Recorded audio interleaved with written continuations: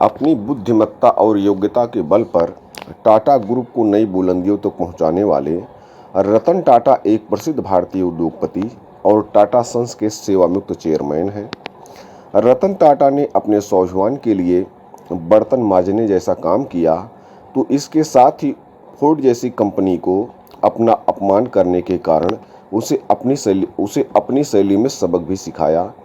एक ओर जहां उन्होंने अपने वादे को निभाने के लिए जीवन भर विवाह नहीं किया और अविवाहित रहे, वहीं दूसरी ओर नुकसान सहकर भी उन्होंने पाकिस्तान को उसी की भाषा में जवाब भी दिया। तो कौन सा वादा था जिसको निभाने के लिए इन्होंने विवाह नहीं किया और पाकिस्तान को किस भाषा में पाकिस्तान को भी जवाब दिया अपना नुकसान सहकर के, ये सब आप आज के इस वीडियो में जान पाएंगे, साथ ही उनकी पूरी जीवनी भी जान पाएंगे। तो आइए शुरू करते हैं। रतन टाटा का पूरा नाम रतन नवल टाटा है। उनका जन्म सूरत शहर में 28 दिसंबर 1937 में एक पारसी परिवार में हुआ था। उनके पिता का नाम नवल टाटा और मां का नाम सोनू था। 10 साल की उम्र में आपसी मतभेद के कारण उनके माता पिता के बीच तलाक हो गया था। तलाक के बाद पिता ने सिमोन टाटा से दूसरी शादी की थी। रतन टाटा का एक सौतेला भाई भी है जिसका नाम नोएल टाटा है।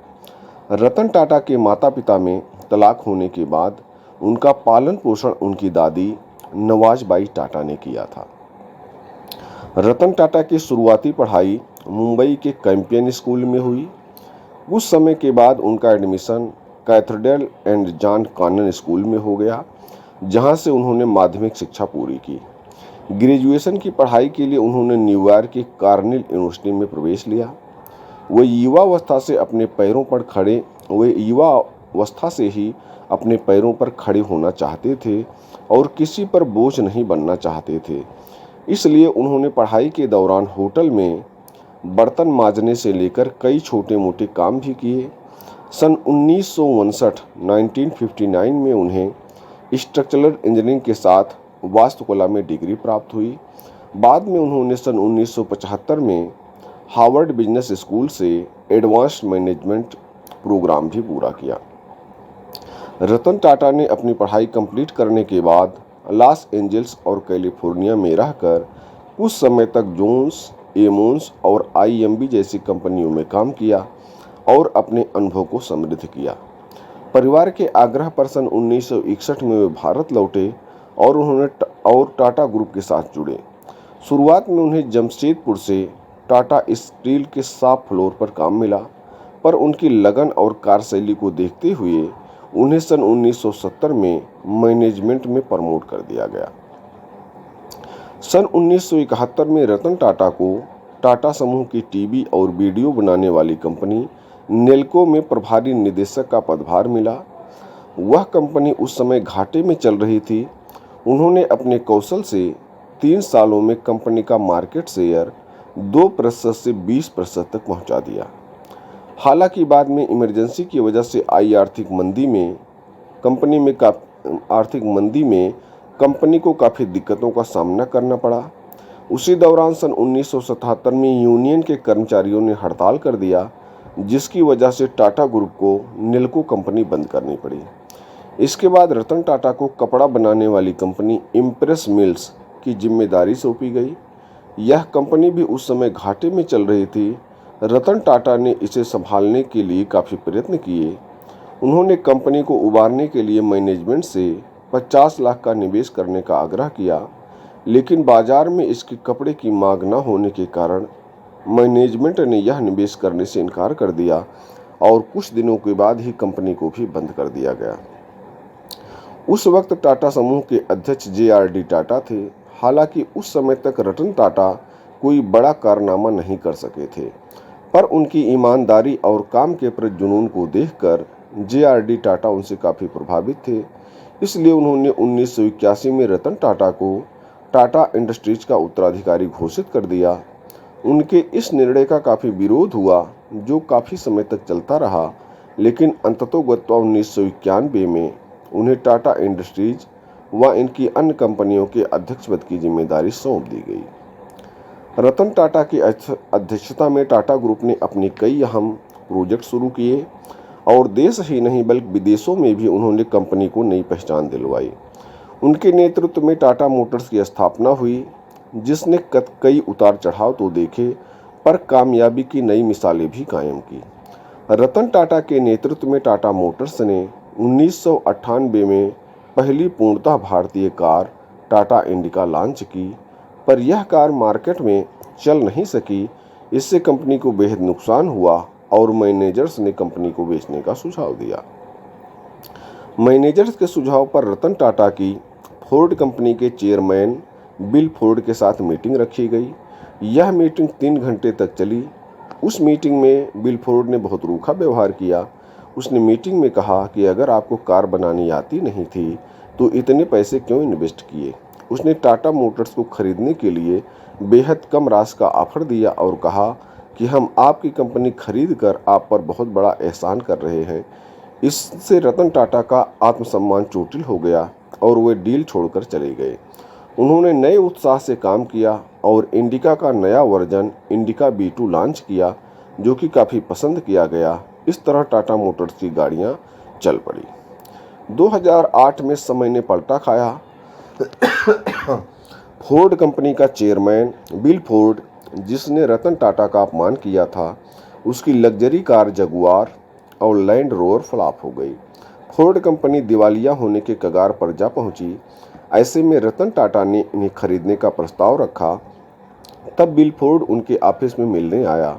रतन टाटा को बिल फोर्ड का वह अपमान याद था, पर उन्होंने इसके बावजूद बहुत सज्जनता का परिचय दिया और $2.3 बिलियन में जगुआर और लैंड रोवर को खरीद लिया। यह देखकर बिल फोर्ड ने कहा, सर, आपने जगुआर और लैंड रोवर खरीद कर हम पर बहुत बड़ा एहसान किया है। एक बार रतन टाटा ने बारिश में भीगते हुए एक दंपत्ति की बात सुनी, जिसमें वह लोग कह रहे थे कि अगर 1-1.5 लाख में कार मिलती तो हम भी कार खरीद लेते। इससे रतन टाटा दुनिया की सबसे सस्ती कार बनाने के लिए प्रेरित हुए। उनका यह सपना सन 2008 में पूरा हुआ, जब उन्होंने नई दिल्ली में आयोजित ऑटो एक्सपो में नैनो कार का उद्घाटन किया। रतन टाटा के नेतृत्व में टाटा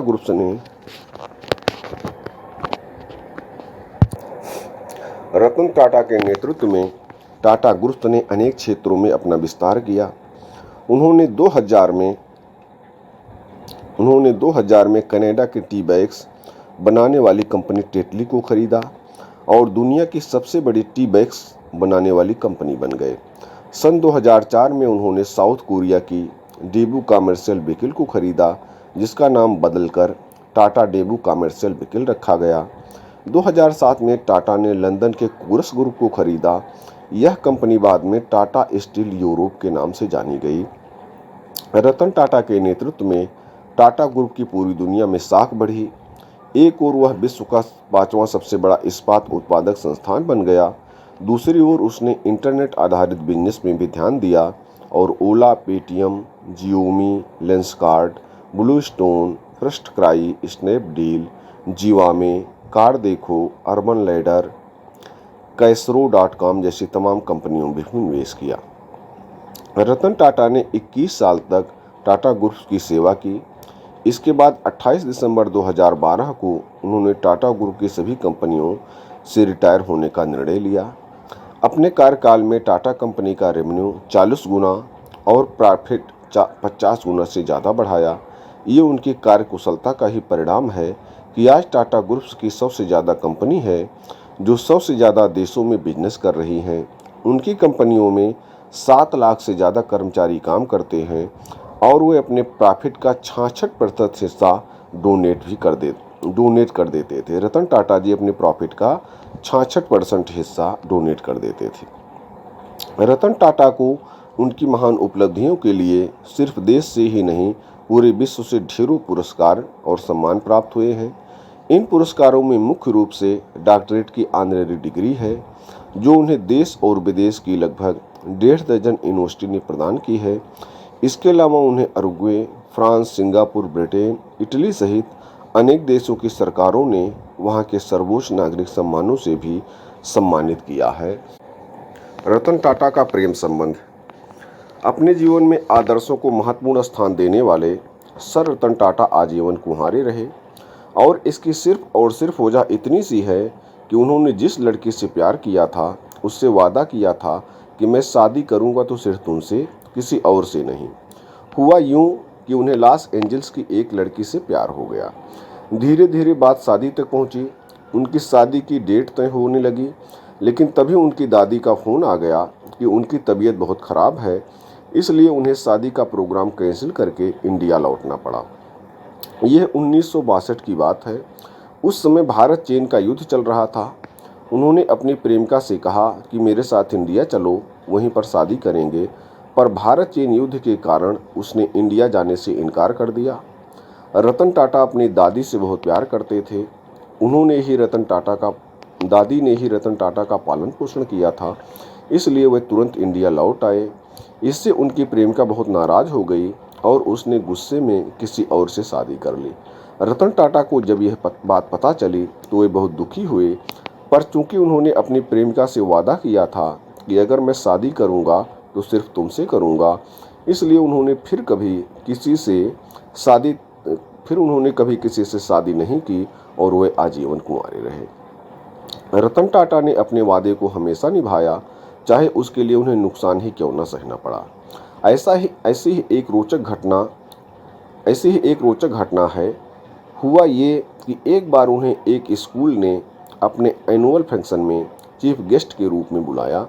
जब वो वहाँ पहुँचे तो सभी बच्चे उनसे मिलने के लिए उतावले हो गए और वहाँ अफरा तफरी का माहौल हो गया। इस पर रतन टाटा ने बच्चों से कहा कि आप लोग शांति से बैठें, मैं सभी लोगों से मिलकर ही यहाँ से जाऊँगा। पर संयोग कुछ ऐसा बना कि यह कार्यक्रम काफ़ी लंबा खिंच गया। तब तक उनकी फ्लाइट का समय हो गया, पर रतन टाटा ने बच्चों के लिए अपनी फ्लाइट छोड़ दी और सभी बच्चों से मिलने के बाद ही वहाँ से लौटे। रतन टाटा सिर्फ वादे के ही पक्के नहीं थे, वे अपने देश से भी सच्चा प्यार करते थे और उसके लिए नुकसान भी सहने को तैयार रहते थे। ये उनके जीवन की दो घटनाओं से पता चल जाएगा।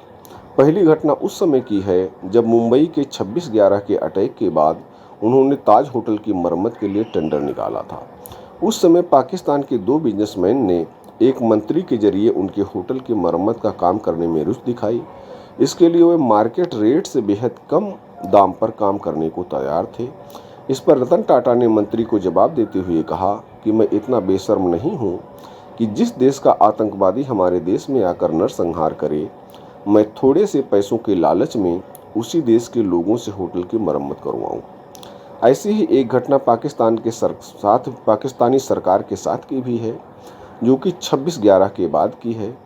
एक बार उनसे एक एजेंट ने संपर्क किया और कहा कि पाकिस्तान सरकार पुलिस डिपार्टमेंट के लिए कई हजार टाटा सूमो खरीदना चाहती है, इसके लिए आप एक बार यहाँ आकर मिल लें। इस पर रतन टाटा ने जवाब देते हुए कहा कि जिस देश की सरकार हमारे देश में आतंकवादी भेजकर नरसंहार करवाती है, ऐसी सरकार के साथ बिजनेस करना तो दूर, मैं उससे बात करना भी गुनाह समझता हूँ। कहते हुए उन्होंने फ़ोन डिस्कनेक्ट कर दिया। एक अत्यंत सफल बिजनेसमैन, एक नेक दिल इंसान के साथ ही रतन टाटा एक प्रशिक्षित पायलट भी थे और अमेरिकी युद्धक विमान F-16 को भी उड़ा चुके हैं। वह आज भी टाटा ट्रस्ट के अध्यक्ष और मुंबई के कुलाबा स्थित अपने फ्लैट में अपने दो कुत्तों मैक्सिमम और टीटो के साथ रहते थे। उन्होंने अपने व्यापार और व्यवहार के द्वारा जिन आदर्शों की स्थापना की थी वे अतुलनीय हैं। यही कारण है कि सिर्फ देश के ही नहीं बल्कि देश के बाहर के लोग भी उन्हें बेहद इज्जत देते हैं और बड़े सम्मान के साथ उन्हें सर रतन टाटा कहकर बुलाते हैं। रतन टाटा अब हमारे बीच नहीं हैं, आप लोग ये बात जान गए होंगे। अभी हाल में ही उनका देहावसान हो गया, जिसमें देश की महान शख्सियत ने उनको अपनी हार्दिक श्रद्धांजलि व्यक्त की। उन्होंने अपना पूरा जीवन देश के उत्थान में लगा दिया। ऐसे महान शख्सियत को हम एक बार पुनः अपनी तरफ से भी हार्दिक श्रद्धांजलि व्यक्त करते हैं। ऐसे और अन्य वीडियो जो महान शख्सियत के बारे में है हमारे इस चैनल पर हैं, आप उनके बारे में जान सकते हैं। और अगर आपको किसी महान शख्सियत के बारे में जानना है, आप कमेंट कीजिए, हम उस पर भी वीडियो लेके आएंगे। वीडियो देखने के लिए आपका बहुत बहुत धन्यवाद।